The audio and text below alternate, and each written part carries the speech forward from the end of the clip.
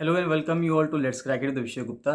तो guys video को पूरा देखिए, एंड तक वीडियो को देखिएगा। इसमें सब चीज़ें बताई गई हैं, बहुत अच्छे से आपको समझाया गया है, तो आप इसको पूरा अंत तक जरूर देखिएगा। जो भी आपको डाउट आता है, कोई इसमें अगर सजेशन है, फीडबैक है, तो उसको कमेंट सेक्शन में कमेंट करके जरूर बताइएगा। चैनल को सब्सक्राइब जरूर कर दीजिएगा अगर आपने चैनल को सब्सक्राइब नहीं किया है यूट्यूब पे। और टेलीग्राम का लिंक आपको वीडियो के डिस्क्रिप्शन में मिल जाएगा, तो टेलीग्राम को जरूर ज्वाइन करिए। फ्री टेलीग्राम चैनल है, उसको ज्वाइन करना बहुत ज़रूरी है। सारे अपडेट्स वहीं पे आते हैं, सब चीज़ें वहीं पे मिलती हैं, तो उसको ज्वाइन करना बहुत बहुत ज़्यादा ज़रूरी है। कोई भी डाउट है, कोई भी फीडबैक है, तो उसको कमेंट सेक्शन में कमेंट करके जरूर बताइएगा। लेट्स क्रैक इट का ये चैनल जो यूट्यूब पे है, उसको जरूर से जरूर सब्सक्राइब कर लीजिए। यहाँ से सब्सक्राइब का बटन दबा दीजिएगा और यहाँ से सब्सक्रिप्शन के बाद ऑल का बटन भी दबा दीजिएगा, जिससे कि सभी नोटिफिकेशंस आपको रेगुलर बेसिस पे मिलते रहें। ये वाला जो टेलीग्राम चैनल है, इसको जरूर से जरूर ज्वाइन कर लीजिए। ये टेलीग्राम चैनल आपको सर्च करने में मिल जाएगा। जैसे ही आप ये लिखेंगे let's crack it the Vishay Gupta बिना किसी स्पेस के, तो ये चैनल आ जाएगा और इस चैनल को आप ज्वाइन कर सकते हैं। Hello and welcome you all to let's crack it the Vishay Gupta. तो हम पढ़ रहे हैं एनसीईआरटी ज्योग्राफी क्लास 7th की सीरीज चल रही है गाइस। रेगुलर बेसिस पे आ रही है, तो आप इसको जरूर कवर करते रहिएगा। इसके बाद क्लास 8th की कवर की जाएगी, फिर 9th की, ऐसे करके एक एक क्लास की कवर कर दी जाएगी, जिससे कि एग्जाम में आपको किसी भी चीज़ में दिक्कत ना हो। ज्योग्राफी के सभी सवाल आप वहाँ पे बना के आ पाएँ। तो गाइस बताना चाहूँगा कि एफआरओ मेंस के लिए टेस्ट सीरीज चल रही है। आरओ सचिवालय के लिए कंप्लीट प्रिपरेशन बैच चल रहा है, तो आप इसको ज्वाइन कर सकते हैं। साथ साथ उत्तराखंड में पटवारी लेखपाल की वैकेंसी के लिए भी टेस्ट सीरीज चल रही है, तो आप उसको ज्वाइन कर सकते हैं। डेली करंट अफेयर्स की पीडीएफ को ले सकते हैं और daily MCQ test practice paid group भी आप ज्वाइन कर सकते हैं। इन सभी कोर्सेज को ज्वाइन करने के लिए 7665804421 पर कॉल या मैसेज कर सकते हैं। चलिए, इससे पहले काफ़ी सारी चीज़ें हम पढ़ चुके हैं। ये सब चीज़ें हमने पढ़ ली है। चैप्टर 1 काफ़ी चीज़ें हम कवर कर चुके हैं। ग्रासलैंड्स वगैरह हमने कल वाली वीडियो में पढ़ा था। उसके बाद ह्यूमन सेटलमेंट हम पढ़ रहे थे, और कल हमने पढ़ा था कि ग्रामीण परिवेश में सेटलमेंट किस तरह से होता है। और कॉम्पैक्ट सेटलमेंट हमने पढ़ा था, यानी कि जो सघन बस्ती होती है वो किस तरह से होती है। और आज हमें पढ़ना है स्कैटर्ड सेटलमेंट, यानी कि जो प्रकीर्ण बस्ती होती है, यानी कि स्कैटर्ड सेटलमेंट होता है, वो कैसा होता है। तो देखते हैं कि in scattered settlement dwellings are spaced over an extensive area, यानी कि यहाँ पे एरिया की कमी नहीं होती। जगह आपके पास बहुत ज़्यादा है, लेकिन रहने वाले लोग कम है। तो आप देख सकते हैं कि यहाँ पे दूर दूर घर बने हुए हैं। आप देख सकते हैं यहाँ पे दूर दूर घर बने हुए हैं, तो ज़मीन बहुत ज़्यादा है और रहने वाले लोग कम हैं। This type of settlement is mostly found in हिली ट्रैक्ट्स, तो पहाड़ों पे मिलते हैं, घने वनों में मिलेंगे आपको, घने जंगलों में, या जहाँ पे एक्सट्रीम क्लाइमेट होता है, यानी कि या तो बहुत ज़्यादा गर्मी पड़ रही है कहीं पे, सहारा के रेगिस्तान जैसी जगहों पे, थार जैसी जगहों पे, या फिर बहुत ज़्यादा ठंडा है, जैसे कि अगर आप चले जाएंगे ऊपर नॉर्वे में चले जाएंगे, फिनलैंड में चले जाएंगे, या भारत की भी बात करें तो हिमालय पे आप चले जाएंगे। तो वहाँ पर अगर आप जाएंगे, हिमालय के पहाड़ों पे आप जाएंगे, तो वहाँ पे आपको बहुत कम लोग मिलेंगे और बहुत दूर दूर में लोग सब लोग रह रहे होंगे। रूरल एरियाज़ में people build houses to suit their environment, तो ग्रामीण क्षेत्रों में लोग घर ऐसे बनाते हैं जो आसपास के जो उनका इन्वायरमेंट है उससे सूट करता हो। In regions of heavy rainfall they have slanting roofs, जहाँ पे बहुत ज़्यादा बारिश होती है वहाँ पे कुछ झोपड़ियाँ इस तरह से बनाई जाती हैं, जिससे कि बारिश पड़े और पानी ऐसे बह जाए। Places where water accumulates in the rainy season, the houses are constructed on a raised platform और स्टिल्ट्स। अब मान लेते हैं जहाँ पर बारिश बहुत ज़्यादा पड़ती है और वहाँ पे बारिश पड़ने के बाद पानी जमा भी हो जाता है, पानी इकट्ठा हो जाता है, यानी कि फ्लड भी आते हैं या पानी जमा हो जाता है, तो वहाँ पे घर कैसे बनाते हैं, वहाँ पे घर स्टिल्ट्स पे बनाते हैं। स्टिल्ट्स का मतलब ये होता है कि पहले ऐसे लकड़ी के चबूतरे बना दिए जाएंगे और इसके ऊपर घर बनाया जाएगा। मान लेते हैं ये घर बना दिया गया इसके ऊपर, तो अब जो बाढ़ का पानी होगा वो यहाँ पे रहेगा, यानी कि घर के अंदर नहीं घुसा, घर ऊंचाई पर रख दिया। जैसे कि इसका एग्जाम्पल, सबसे अच्छा एग्जाम्पल क्या होगा, असम में ब्रह्मपुत्र नदी में हर साल बाढ़ आती है, तो ब्रह्मपुत्र नदी के किनारे जो घर बनते हैं वो कुछ इसी प्रकार से बनते हैं।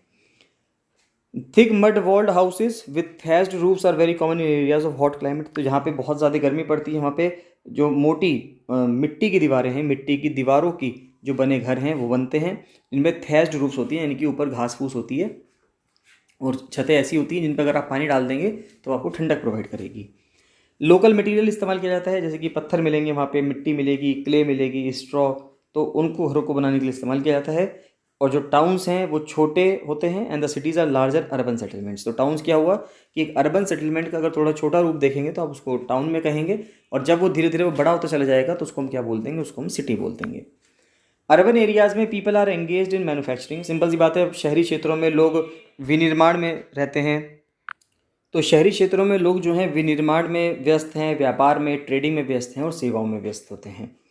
नेक्स्ट आता है ट्रांसपोर्ट, यातायात देखते हैं। तो ट्रांसपोर्ट क्या है, ट्रांसपोर्ट एक वो चीज़ है जिससे कि कुछ लोगों को और कुछ वस्तुओं को, सामानों को हम एक जगह से दूसरी जगह ले जा सकते हैं। तो transport is the means by which people and goods move. With the passage of time different means of transport develop. जैसे जैसे समय बीतता गया वैसे वैसे अलग अलग मोड जो है ट्रैवल के वो बनते गए। पहले लोग पैदल जाया करते थे, उसके बाद फिर पहिए का जब इन्वेंशन हुआ तो उसके बाद फिर जानवरों से चलने वाली गाड़ियाँ बनाई गई, इंसानों से चलने वाली गाड़ियाँ बनाई गई, और धीरे धीरे फिर स्टीम इंजन बनाया गया, फिर मोटर कार बनाई गई, और ऐसे करके आज के टाइम पे हम बुलेट ट्रेन्स भी देखते हैं और बहुत सारे मोड ऑफ ट्रांसपोर्टेशन देखते हैं। तो with the passage of time different means of transport developed, but even today people use animals for transport. Bharat में ये स्थिति बहुत ही आम है, आपको बहुत आराम से देखने के लिए मिल जाएगा कि हम तांगा यूज़ करते हैं जिसमें कि हॉर्स यानी घोड़े को बांधा जाता है, और ऐसे कई तरह के हम जो परिवेश में, गाँव के परिवेश में जो बच्चे रहते हैं, लोग रहते हैं, वो काफ़ी सारे ऐसे व्हीकल्स जो हैं यूज़ करते हैं। इन आर कंट्री डोंकीज़ हैं, म्यूल्स हैं, खच्चर होते हैं यानी कि बलक्स हैं, कैमल हैं यानी कि ऊँट हैं, ये बहुत कॉमन है जो इस्तेमाल किए जाते हैं। In the Andes mountains of South America llamas are used as are yaks in Tibet. और अगर आप एंडीज़ माउंटेन्स में देखेंगे, साउथ अमेरिका में, अर्जेंटीना में, चिले में, जहाँ पे एंडीज़ पर्वत हैं, तो वहाँ पे लामा को यूज़ किया जाता है उसी रूप में जिस प्रकार से यहाँ पे डोंकी, म्यूल्स, बफेलो को इस्तेमाल किया जाता है, और तिब्बत में याक्स को इस्तेमाल किया जाता है। The 4 major means of transport क्या क्या हैं? एक तो है रोडवे, फिर है रेलवे, पानी में यानी कि वाटरवे, और हवा में यानी कि एयरवे। तो रोडवेज देख लेते हैं। तो मोस्ट कॉमनली यूज्ड जो तरीका है, यानी कि चाहे कोई पर्सन किसी और चीज़ में ट्रैवल करे ना करे, समुद्र में ट्रैवल यानी वाटरवे में ट्रैवल करे, एयर में, रेल में, यानी कि इन तीनों चीज़ों में चाहे कोई ट्रैवल करे या ना करे, लेकिन वो सड़क पे तो ज़रूर चला होगा। यानी कि कोई भी पर्सन अपने घर से बाहर निकलेगा तो उसके घर से बाहर निकल के उसको सड़क मिलेगी, तो यानी कि रोडवे पे तो वो चलता ही चलता है। तो मोस्ट कॉमनली यूज्ड मीन्स है transport specially for short distances. ज़्यादातर लोग छोटे डिस्टेंस को तय करने के लिए इसी का इस्तेमाल करते हैं। दे कैन बी मेटल्ड, पक्के रोड भी हो सकते हैं और कुछ कच्चे रोड भी होते हैं। The plains have a dense network of roads. और जो प्लेन एरियाज़ हैं, जैसे कि भारत का अगर आप नॉर्दर्न प्लेन्स देखोगे तो वहाँ पे ग्रेट इंडियन नॉर्दर्न प्लेन्स अगर आप देखोगे तो वहाँ पे आपको बहुत अच्छा एक सड़कों का जाल मिलेगा। और प्रेजेंट गवर्नमेंट अगर हम देखें तो प्रेजेंट गवर्नमेंट इस पर काफ़ी अच्छा काम कर रही हैं। जो road transport and highways minister हैं नितिन गडकरी, उन्होंने बहुत अच्छी सड़कें बनवाई हैं बहुत कम समय में। Roads have also been build in terrains like deserts, forests and even high mountains. तो रोड्स जो हैं आप डेजर्ट्स में भी बनाते हैं, थार डेजर्ट में अगर आप जाएंगे वहाँ भी आपको सड़कें मिलेंगी, जंगलों में भी आपको सड़कें मिलती हैं, और हाई माउंटेन्स पर अगर आप जाएंगे, आप केदारनाथ तक जा सकते हैं, बद्रीनाथ तक जा सकते हैं, जो कि बहुत ज़्यादा ऊंचे पर्वतों पे सिचुएटेड मंदिर हैं, लेकिन वहाँ पर भी सड़कें बनी हुई हैं। Manali Leh highway Himalayan mountains में हाईएस्ट रोडवे है दुनिया का। अगर आप मनाली लेह हाईवे को देखोगे तो वो दुनिया में सबसे हाईएस्ट, सबसे ज़्यादा ऊंचाई पे बना हुआ एक रोड नेटवर्क है। Roads build underground are called subway या अंडरपाथ। फिर कुछ सड़कें हम ज़मीन के अंदर बनाते हैं तो उनको सबवे कहा जाता है, और कुछ एक रेस्ड स्ट्रक्चर बनाया जाता है, उसको फ्लाईओवर कहते हैं। कि मान लेते हैं यहाँ से ट्रेन की पटरी जा रही है, अगर ये ट्रेन की पटरी जा रही है तो अब या तो यहाँ पे एक पोस्ट बनाई जाए कि यहाँ पे लोग रुकेंगे, पहले जब ट्रेन निकल जाएगी फिर वो खुलेगी, या इसके ऊपर हम क्या कर सकते हैं, कैसे फ्लाईओवर बना सकते हैं। तो गाड़ियाँ जो हैं वो बिना रुके इसके ऊपर से होकर जा सकती हैं, जैसे कि आपको नॉर्मली दिखता भी होगा कि कई सारे हाईवेज़ पे फ्लाईओवर ब्रिजेस बनाए जाते हैं। There are several national and state highways in India. तो भारत में कई सारे नेशनल हाईवेज़ हैं और कई सारे स्टेट हाईवेज़ हैं। तो स्टेट हाईवेज़ को बनाने की जिम्मेदारी हर राज्य सरकार की होती है, और नेशनल हाईवेज़ को बनाने की जिम्मेदारी केंद्र सरकार की होती है। The latest development in India is the construction of expressways. और अब नेशनल हाईवे और स्टेट हाईवे से ऊपर बढ़कर हम 6 लेन, 8 लेन, 12 लेन के एक्सप्रेसवेज की बात कर रहे हैं। गोल्डन क्वाड्रिलेटरल जो है ये बहुत अच्छी चीज़ है, आपको पता होना चाहिए। इसको हम बोलते हैं स्वर्णिम चतुर्भुज। तो जो गोल्डन क्वाड्रिलेटरल है ये भारत के 4 महानगरों को जोड़ता है, जैसे कि दिल्ली, मुंबई, चेन्नई और कलकत्ता। फिर बात करते हैं रेलवेज़ की। तो रेलवे जो है वो बहुत ज़्यादा सामान भी कैरी करता है, और बहुत ज़्यादा लोगों को, मेजर लोगों को भारत में जो ट्रैवल करवाता है एक जगह से दूसरी जगह, वो ट्रेन करवाती है, रेलवे करवाती है, क्योंकि ये जल्दी पहुंचा सकती है और ये सस्ती भी है as comparison to road transportation. The invention of the steam engine and the industrial revolution helped in speedy development of rail transport. तो diesel and electric engines have largely replaced the steam engine. अगर हम diesel engine की बात करें, electric engine की बात करें, तो उसने स्टीम इंजन को रिप्लेस कर दिया है। In places super fast trains have been introduce to make the journey faster. और अब जो है सुपर फास्ट ट्रेन्स भी आ रही हैं। अगर हम देखें तो जापान के अंदर, चाइना के अंदर और कई जो विकसित देश हैं उन सभी देशों में अगर हम देखें, और भारत में भी Mumbai, Ahmedabad high speed train पे काम चल रहा है, और वंदे भारत ट्रेन हमने इसी दिशा में इंट्रोड्यूस करी है। The railway network is well developed over the plain areas. Plain areas में काफ़ी अच्छे से आप डेवलप कर पाओगे। एडवांस्ड टेक्नोलॉजिकल स्किल्स ने एनेबल कर दिया है कि हम रेलवे लाइंस को माउंटेन्स में भी बिछा सकें, जैसे कि ऋषिकेश कर्णप्रयाग प्रोजेक्ट चल भी रहा है उत्तराखंड के अंदर। तो ऋषिकेश से कर्णप्रयाग के लिए बहुत अच्छे से ट्रेन बनाई जा रही है, जो पहाड़ों को काट कर बनाई जा रही है। हालांकि उसकी वजह से जो प्राकृतिक अर्थव्यवस्था है, यानी कि जो प्रकृति है, उसको तो डिस्टर्बेंस हो रहा है, लेकिन लोगों की सुविधा हो जाएगी। But these are much fewer in number. Indian railway network की बात करें तो इंडियन रेलवे नेटवर्क एक अच्छा खासा डेवलप्ड रेलवे नेटवर्क है और अपने आप में सबसे बड़ा है एशिया के अंदर। The train from Xining to Lhasa run at an altitude of 4000 meters. ये इंपॉर्टेंट चीज़ है। शीनिंग एक शहर है चाइना का, और लहासा कैपिटल हुआ करती थी तिब्बत की, जो कि अब चाइना का ही पार्ट है। तो ये ट्रेन जो है 4000 मीटर की ऊंचाई पे चलती है और हाईएस्ट पॉइंट इसमें बीच में 5072 मीटर की ऊंचाई पे आता है। यानी कि चाइना ने इतना डेवलपमेंट किया है कि इतनी ऊंचाई पर भी ट्रेन को चलाया है। ट्रांस साइबेरियन रेलवे जो है सबसे लंबा रेलवे सिस्टम है पूरी दुनिया का, जो सेंट पीटर्सबर्ग को रशिया से, जो रशिया में है, पश्चिमी रशिया में है, वहाँ से ज्वाइन करता है Vladivostok on the Pacific coast. तो ये पूरा रशिया है, यहाँ पे सेंट पीटर्सबर्ग है, तो सेंट पीटर्सबर्ग से ज्वाइन करता है इधर व्लादिवोस्टॉक को, जो बिल्कुल पैसिफिक ओशन में है। तो पूरा रशिया पार होता है इससे, और इसको ट्रांस साइबेरियन, क्योंकि ये साइबेरिया का क्षेत्र है, तो पूरे साइबेरिया को क्षेत्र को पार करती हुई ये ट्रेन जाती है, इसलिए इसको ट्रांस साइबेरियन रेलवे कहा जाता है। नेक्स्ट आता है जल मार्ग, यानी वाटरवे की बात करें तो वाटरवेज अपने आप में अगर देखा जाए तो भारी सामान को एक जगह से दूसरी जगह पहुंचाने के लिए सबसे सस्ता तरीका जो है वो वाटरवे ही है। हालांकि इसमें समय ज़्यादा लगता है, लेकिन ये सबसे सस्ता तरीका है। तो waterways are the cheapest for carrying heavy and bulky goods over long distances. तो ये दो तरह के होते हैं, या तो आप इनलैंड वाटरवे, यानी कि जो आपके देश के अंदर, आपकी टेरिटरी के अंदर नदियाँ हैं या फिर नहरें हैं, आप या तो वहाँ पे चला लीजिए बोट्स या शिप्स, या फिर आप समुद्र के रास्ते जाएंगे, यानी सी रूट्स पे रहेंगे। तो navigable rivers and lakes are used as inland waterways. तो कई यूरोप के शहरों में और भारत के शहरों में भी हम अब रिवर्स का इस्तेमाल करने लगे हैं, लेक्स का इस्तेमाल करने लगे हैं, जो इनलैंड वाटरवे का काम करेगा। Some of the important inland waterway क्या है, जैसे कि भारत में गंगा ब्रह्मपुत्र रिवर सिस्टम है, ग्रेट लेक्स है नॉर्थ अमेरिका में, यानी कि यूएसए में और कनाडा के बॉर्डर पे, और नील नदी है अफ्रीका में। Sea routes, oceanic routes are mostly use for transporting merchandise and goods from one country to another. और जो सी रूट्स हैं, समुद्र के जो रास्ते हैं या महासागर के जो रास्ते हैं, उनको मर्चेंडाइज, यानी कि बहुत ज़्यादा जो कपड़े वगैरह होते हैं, माल होते हैं और सामान होता है, उनको एक देश से दूसरे देशों के बीच में ट्रांसपोर्ट किया जा सकता है। जैसे कि भारत की अगर मैं बात करूँ तो भारत में समुद्र के रास्ते से बहुत बड़ी मात्रा में तेल आता है। तो तेल अब कंटेनर्स में, बड़े बड़े शिप के कंटेनर्स में भर भर कर भारत आता है।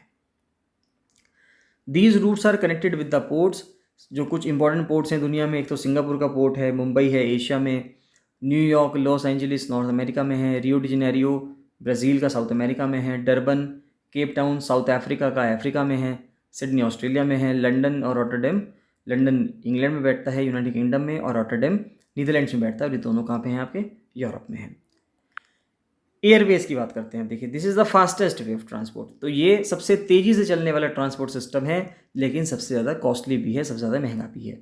It is also the most expensive due to the high cost of fuels, क्योंकि फ्यूल की कॉस्ट इसमें सबसे ज़्यादा हाई है। इस वजह से इसमें एक जगह से दूसरी जगह ट्रांसपोर्ट करने का जो खर्चा आता है लोगों को, वो भी सबसे ज़्यादा आता है। Air traffic is adversely affected by bad weather, जैसे कि फॉग और स्टॉर्म्स। मान लेते कहीं पे तूफान आ रखा है, धुंध है, कोहरा छा रहा है, तो प्लेन उड़ने में काफ़ी दिक्कतें होती हैं। ओनली मोड ऑफ ट्रांसपोर्ट है to reach the most remote and distant areas, especially where there are no roads and railways. और अगर देखा जाए तो ये एकमात्र ऐसा साधन है पहुंचने का किसी जगह, चाहे आप हेलीकॉप्टर की मदद से जाएं, चाहे आप एरोप्लेन की मदद से जाएं, कि जहाँ पर कोई, जैसे कि हेलीकॉप्टर से आप उस जगह पे इजीली पहुंच सकते हो जहाँ पे कोई सड़क नहीं बनी हुई, रेलवे लाइन नहीं बिछी हुई, पानी से जाने का कोई रास्ता नहीं है, तो वहाँ पे आप हवा के थ्रू जा सकते हैं। Helicopters are extremely useful in most inaccessible areas, यानी कि ऐसे एरियाज जहाँ पे इनएक्सेसिबिलिटी है, आप उसमें पहुँच नहीं सकते, दुर्गम क्षेत्र हैं, तो वहाँ पे हेलीकॉप्टर्स बहुत हेल्प करते हैं। And in time of calamities, मान लेते कोई भी दुर्घटना हो जाती है और लोगों को बचाना होता है, उस टाइम पे भी इसी का इस्तेमाल किया जाता है। सम ऑफ द इम्पॉर्टेंट एयरपोर्ट्स कौन कौन से हैं, जैसे दिल्ली का IGI एयरपोर्ट है, मुंबई का छत्रपति शिवाजी है, फिर न्यूयॉर्क का है, लंदन का है, पेरिस है, फ्रैंकफर्ट है, कैरो है। अगर हम देखें तो दिल्ली और मुंबई तो भारत में है, न्यूयॉर्क जो है ये आपको USA में मिलेगा, लंदन इंग्लैंड में मिलेगा, पेरिस फ्रांस में मिलेगा, फ्रैंकफर्ट जर्मनी में मिलेगा, और कैरो इजिप्ट में मिलेगा। फिर बात आती है कम्युनिकेशन की। तो इंसान एक दूसरे से कम्युनिकेट कैसे करता है, संचार कैसे करता है, तो वो समझना बहुत ज़रूरी है। कम्युनिकेशन एक ऐसा प्रोसेस है जिससे हम मैसेजेस जो हैं सामने वाले को कन्वे कर सकते हैं। जो मुझे बताना है मैं किसी सामने वाले पर्सन को बता सकता हूँ। With the development of technology humans have devised new and fast modes of communication. जैसे जैसे तकनीक का विकास होता रहा वैसे वैसे इंसान ने भी जो नए नए तरीके थे कम्युनिकेशन करने के वो निकालने शुरू कर दिए। Through newspapers, radio and television we can communicate with a large number of people. तो न्यूज़पेपर्स हैं, रेडियो है, टेलीविज़न है, और जिस तरह से सोशल मीडिया आ गया है तो सोशल मीडिया के माध्यम से भी हम बहुत ज़्यादा लोगों से कम्युनिकेट कर सकते हैं। They are therefore called mass media. इसलिए इसको मास मीडिया कहा जाता है कि मास लोगों को यानी कि बहुत ज़्यादा लोगों को आप बता सकते हैं। The satellites have made communication even faster. Satellite की वजह से फास्टर और हो गया है, कम्युनिकेशन बहुत तेज़ी से बढ़ने लगा है। Satellites have helped in oil exploration. Of satellites ने किस किस चीज़ में मदद की है? तेल की खोज करने में, मिनरल को पता करने में, वेदर फोरकास्टिंग करने में, डिज़ास्टर की यानी कोई आपदा आने वाली है तो उसकी चेतावनी देने में, इन सब चीज़ों में मदद की है। Now we can send emails through internet. अब हम ईमेल भेज सकते हैं इंटरनेट से, हालांकि काफ़ी टाइम हो चुका है ईमेल को भेजते हुए। Wireless telephonic communication through cellular phones have become very popular today. Internet not only provides us with world wide information and interaction but has also made our lifes more comfortable. Internet की मदद से चीज़ें बहुत ज़्यादा comfortable हो गई हैं। आपको चीज़ें पढ़नी है, समझनी है, कुछ नहीं आता है आपको, मान लीजिए किसी बारे में आपको डाउट है, कुछ भी आपको सजेशन चाहिए, तो आप कहीं से भी चीज़ें ले सकते हैं। गूगल से बहुत सारी चीज़ें ढूंढ सकते हैं, यूट्यूब से बहुत सारी चीज़ें ढूंढ सकते हैं। Now we can reserve tickets for railway, airway, even cinemas and hotels sitting at home. और हम चाहे रेलवे का टिकट हो, हवाई जहाज़ का टिकट हो, सिनेमा का टिकट हो या होटल्स का टिकट हो, सब हम घर बैठे बुक कर सकते हैं। नेक्स्ट आता है ह्यूमन इन्वायरमेंट इंट्रैक्शंस ट्रॉपिकल और सब ट्रॉपिकल रीजन में। तो गाइज इसको हम नेक्स्ट क्लास में कवर करेंगे। बहुत इंपॉर्टेंट चल रही है सीरीज, आप इसको कवर करते रहिएगा। कोई भी आपको डाउट आता है, कोई भी आपका फीडबैक है, सेशन है, तो उसको कमेंट सेक्शन में कमेंट जरूर कीजिएगा। चलिए बाकी मिलते हैं नेक्स्ट वीडियो में। So thank you and bye bye.